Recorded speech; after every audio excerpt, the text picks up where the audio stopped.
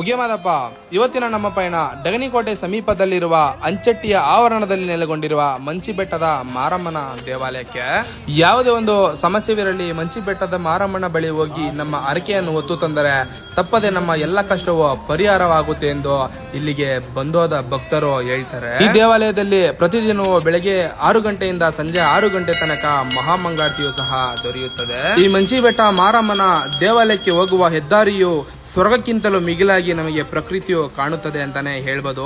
ಹಾಗೆ ಈ ಮಂಚಿಬೆಟ್ಟ ಮಾರಮ್ಮನ ದೇವಾಲಯವು ಸುಮಾರು 1500 ವರ್ಷ ಇತಿಹಾಸ ಹೊಂದಿದೆ. ಹಾಗೆ ಈ ಮಂಚಿಬೆಟ್ಟದ ಮಾರಮ್ಮನು ಕೋಳಿ, ಕುರಿ ಹಾಗೂ ರಕ್ತದ ಒಂದು ಆಹಾರದ ದೇವರಾಗಿ ಈ ಮಾರಮ್ಮನು ನೆಲೆಸಿರ್ತಾಳೆ ಅಂತಾನೆ ಹೇಳ್ಬೋದು. ಈ ಮಂಚಿಬೆಟ್ಟದ ಮಾರಮ್ಮನ ದೇವಾಲಯವು ನಮ್ಮ ತಮಿಳುನಾಡು ರಾಜ್ಯದಲ್ಲಿ ನೆಲೆಗೊಂಡಿದೆ ಅಂತಾನೆ ಹೇಳ್ಬೋದು. ಡೆಂಕನಿಕೋಟೆ ಅಂಚೆಟ್ಟಿಯಿಂದ ನಾವು ಒಗನೆಗಲ್ಗೆ ಹೋಗುವ ರಸ್ತೆಯಲ್ಲಿ ಗೇರೆಟ್ಟಿ ಎಂಬ ಗ್ರಾಮದಲ್ಲಿ ನಾವು ಎಡಕ್ಕೆ ಚಲಿಸಬೇಕು.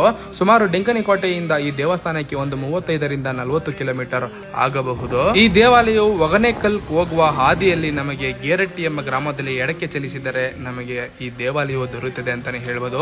ನಿಮಗೆ ಯಾವುದೇ ಒಂದು ಕಷ್ಟವಿರಲಿ ಮಂಚಿಬೆಟ್ಟದ ಮಾರಮ್ಮನ ಪಾದಕ್ಕೆ ಒಂದು ಬಾರಿ ಶರಣಾಗಿ ಅಂತ ಹೇಳಿದ ತಪ್ಪದೇ ಆ ಹಾದಿಯಲ್ಲಿ ಚಲಿಸುವಾಗ ಈ ಮಾರಮ್ಮನ ದೇವಸ್ಥಾನಕ್ಕೆ ಒಂದು ಬಾರಿ ಹೋಗಿ ದರ್ಶನವನ್ನು ಮಾಡ್ಕೊಳ್ಳಿ ಅಂತ ಹೇಳ್ತಾ ವಿಡಿಯೋ ಮುಗಿಸ್ತಾ ಇದ್ದೀನಿ. ಇದೇ ತರ ವಿಡಿಯೋಗಳಿಗಾಗಿ ನಮ್ಮ ಐಡಿನ ತಪ್ಪದೆ ಫಾಲೋ ಮಾಡ್ಕೊಳ್ಳಿ. ಹಾಗೆ ಎಚ್ಚೆತ್ತಿಗೆ ಈ ವಿಡಿಯೋ ಎಲ್ಲರಿಗೂ ಶೇರ್ ಮಾಡಿ ಅಂತ ಹೇಳ್ತಾ ಟಾಟಾ, ಬೈ ಬಾಯ್, ಉಗೇ ಮಾದಪ್ಪ.